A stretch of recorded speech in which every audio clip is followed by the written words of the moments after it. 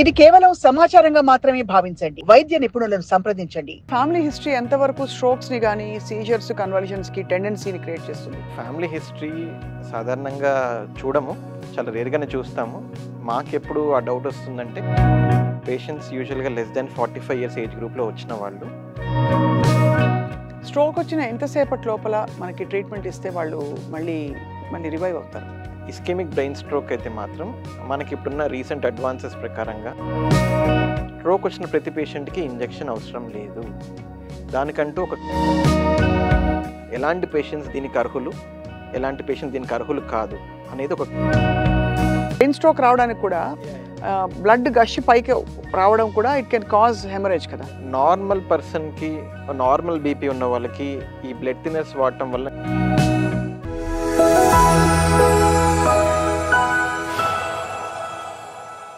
Doctor Yashwant, family history ఎంతవరకు strokes ని కానీ సీజర్స్ కన్వల్షన్స్ కి టెండెన్సీని క్రియేట్ చేస్తుంది?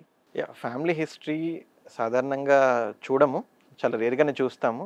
మాకెప్పుడు ఆ డౌట్ వస్తుందంటే పేషెంట్స్ యూజువల్గా లెస్ దాన్ 45 ఇయర్స్ ఏజ్ గ్రూప్లో వచ్చిన వాళ్ళు, వాళ్ళకి ఏం రిస్క్ ఫ్యాక్టర్స్ కనిపించట్లేదు, ఎంత వెతికినా కూడా డయాబెటీస్, హైపర్టెన్షన్, కొలెస్ట్రాల్ హ్యాబిట్స్ ఏమీ లేవు, చాలా హెల్దీ పర్సన్, అకస్మాత్తుగా ఎందుకు స్ట్రోక్ వచ్చింది వారికి అనే వర్కప్లో ఇంకా వేరే టైప్స్ ఆఫ్ టెస్ట్ చేస్తాము. కొన్నిసార్లు ఇంక్రీజ్డ్ విస్కాసిటీ, బ్లడ్లో చిక్కదనం ఎక్కువైపోయి దానివల్ల బ్లడ్ క్లాటింగ్ కొన్ని టెస్టులు వాటికి ఉంటాయి, కొన్ని ప్రోటీన్ డెఫిషియన్సీస్ ఉంటాయి, లేదంటే కొంతమంది ఫీమేల్ పేషెంట్స్ అయితే కొన్ని హార్మోన్ పిల్స్ వాడటం వల్ల వస్తుంది. ఇలాంటివి కూడా ఎప్పుడు రిస్క్ ఫ్యాక్టర్స్ లేనప్పుడు అప్పుడు మనము అడుగుతాము. మీ ఇంట్లో ఎవరికైనా కానీ, మీ పేరెంట్స్కి, సిబ్లింగ్స్కి, వాళ్ళ సిబ్లింగ్స్కి కానీ ఎవరికైనా కానీ ఎక్కడైనా బాడీలో blood clotting events less than 45 years age గ్రూప్లో జరిగిందని అడుగుతాం.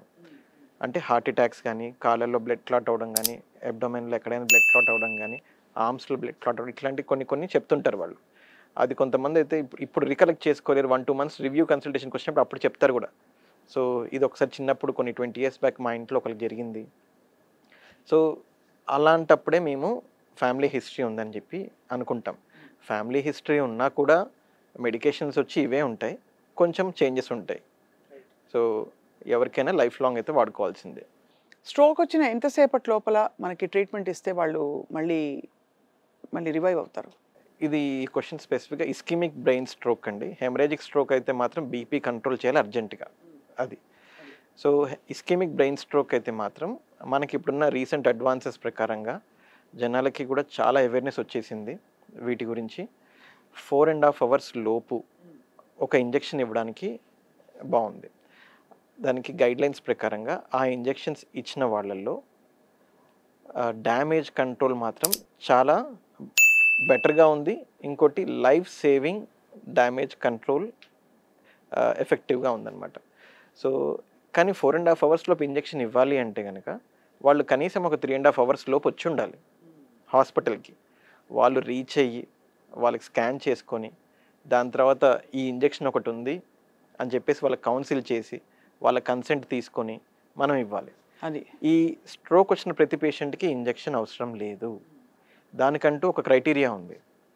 ఎలాంటి పేషెంట్స్ దీనికి అర్హులు, ఎలాంటి పేషెంట్ దీనికి అర్హులు కాదు అనేది ఒక క్రైటీరియా ఉంది. ఇదంతా ఏంటంటే మనకు ఒక స్కోరింగ్ ఉంటుంది. ఆ స్కోరింగ్ బట్టి డిసైడ్ చేస్తాం, పేషెంట్కి ఉన్న సిమ్టమ్స్ బట్టి డిసైడ్ చేస్తాం.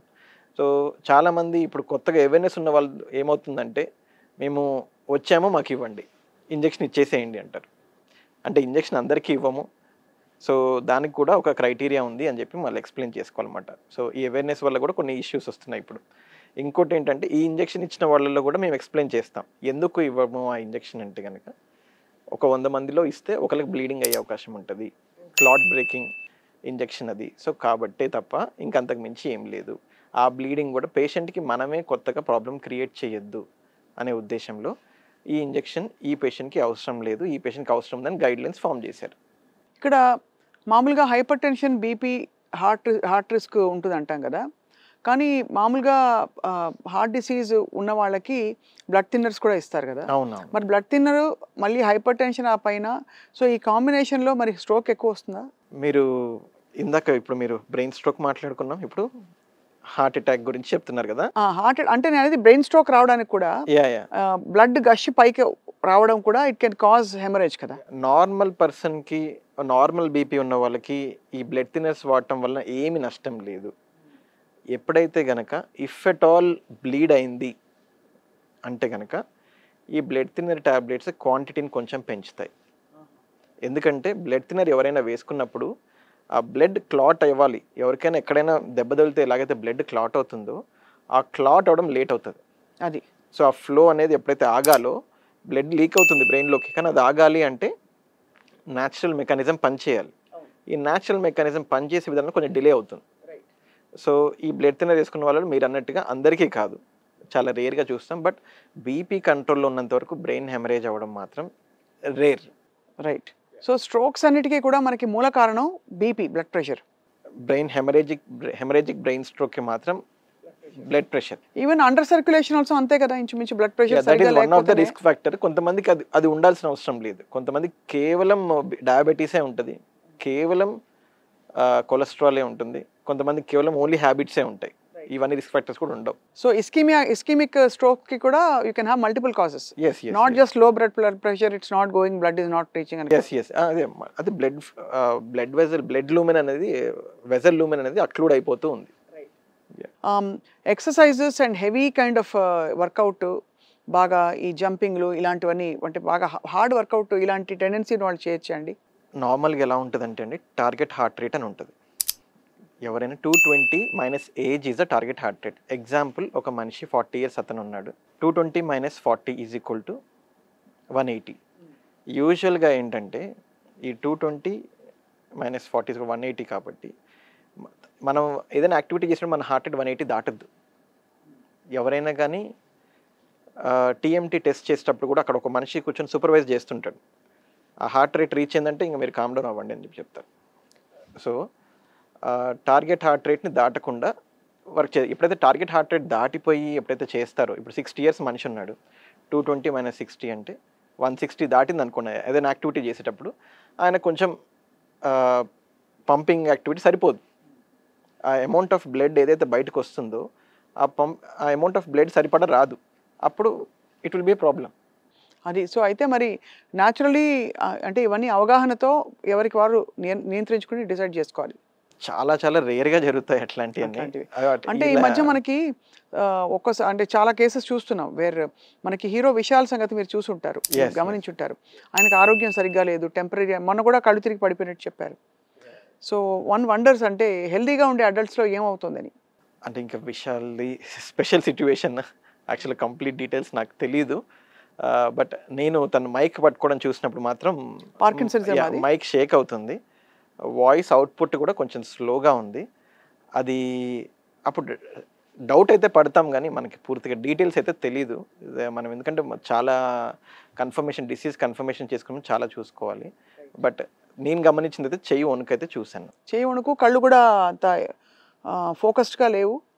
అతను తరచూ అతనికి 2-3 సార్లు ఇలాగా ఆరోగ్యం ఈవెంట్స్లో జరగడం చూసాం. బట్ ఏదైనా మనం పార్కిన్సన్స్ పేషెంట్ చూస్తాం కదా, వాళ్ళకి యూజువల్గా 8 to 10 years వరకు దే లీడ్ దేర్ లైఫ్, అంత ర్యాపిడ్గా ప్రోగ్రెషన్. మరి ఇదేమిటో, ఐ మీన్ ఎవ్రీబడి, ఆయన ఫ్యాన్స్, ఆయన శ్రేయోభిలాషులందరూ కూడా they are wondering what is happening to him. అంటే ఒక యంగ్ హెల్దీ అడల్ట్కి ఇలా జరగచ్చు అంటే మనం స్ట్రెస్ వల్ల కానీ మన లైఫ్ స్టైల్ వల్ల కానీ ఏం జరుగుతుందో, అందులో ఇది నరాల వ్యవస్థ అనగానే అందరూ కొంచెం కంగారు పడతారు, ఎవరు జోలికి వెళ్ళరు. చూస్తుంటామండి సాధారణంగా. మీరు అన్నారు కదా, ఇప్పుడు విశాల్ గారి గురించి పక్కన పెడతాము.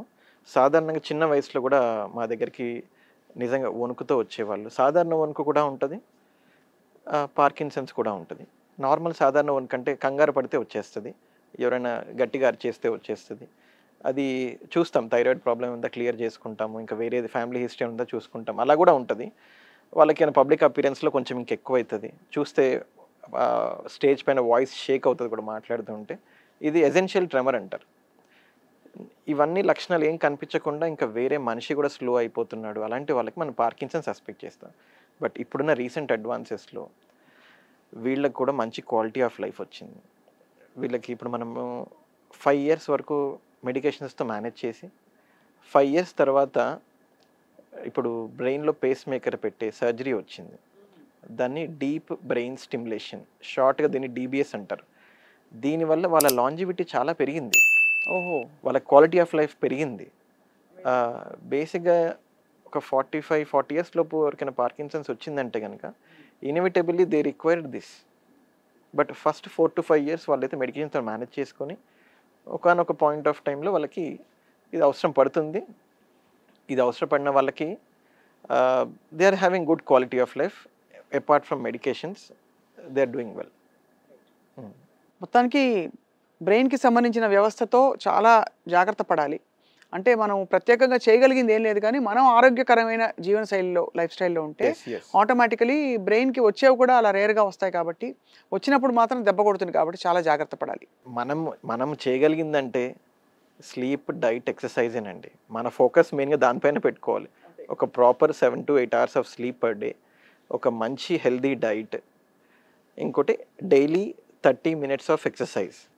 ఒక మనిషి ఈరోజు 30 minutes ఆఫ్ ఎక్సర్సైజ్ చేయగలిగిన మనిషి రేపు పొద్దున్న లేచి కూడా చేయగలుగుతున్నాడు అంటే కనుక అదొక పాజిటివ్ ఫీడ్బ్యాక్, ఐఎమ్ హెల్దీ అని, అది నేను హెల్దీగానే ఉన్నాననే ఫీలింగ్ వచ్చేస్తుంది వాళ్ళకి ఏదైనా చిన్న చిత్తగా ఏమైనా సిమ్టమ్స్ వచ్చినా కానీ నెక్స్ట్ రోజు మార్నింగ్ లేచి మళ్ళీ ఏదైనా ఈ ఎక్సర్సైజ్ ఇవన్నీ చేస్తే they feel that they are confident, okay I feel I'm fine. So వీటి వల్ల ఒక మంచి నిద్ర, ఒక మంచి healthy diet with good amount of exercise 30 minutes per day or at least 150 minutes per week, అంటే 5 days పర్ వీక్ చేసినా కూడా they will have a good quality of life. వాళ్ళకు ఒక పాజిటివ్ ఫీడ్బ్యాక్ ఉంటుంది దట్ ఐఎమ్ హెల్దీ అని చెప్పేసి. So thank you very much doctor Yashwant for a very informative interview. Thank you అండి. Thank you.